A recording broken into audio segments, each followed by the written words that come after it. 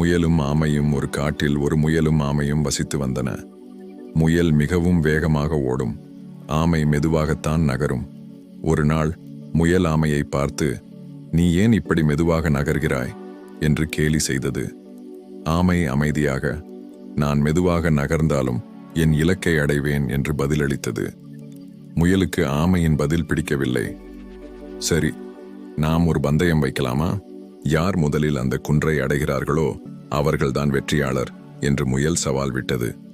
ஆமை சவாலை ஏற்றுக்கொண்டது. பந்தயம் தொடங்கியது. முயல் மின்னல் வேகத்தில் ஓடியது. ஆமை மெதுவாக ஆனால் உறுதியாக நகர்ந்தது. கொஞ்ச தூரம் ஓடியதும் முயல் திரும்பி பார்த்தது. ஆமை வெகு தூரத்தில் இருந்தது. "நான் கொஞ்ச நேரம் இளைப்பாறிவிட்டு போகலாம்" என்று நினைத்த முயல் ஒரு மரத்தின் அடியில் படுத்து தூங்கிவிட்டது. ஆமை தொடர்ந்து நடந்து கொண்டே இருந்தது.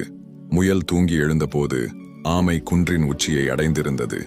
முயல் தான் தோற்றுவிட்டதை அறிந்து வருத்தப்பட்டது. ஆமை புன்னகையுடன் சொன்னது, "மெதுவாக போனாலும் தொடர்ந்து முயற்சி செய்தால் வெற்றி நிச்சயம். நீதி, பொறுமை மற்றும் விடாமுயற்சி எப்போதும் வெற்றி தரும். ஜெயம். நீதி, பொறுமை மற்றும் விடாமுயற்சி எப்போதும் வெற்றி தரும்."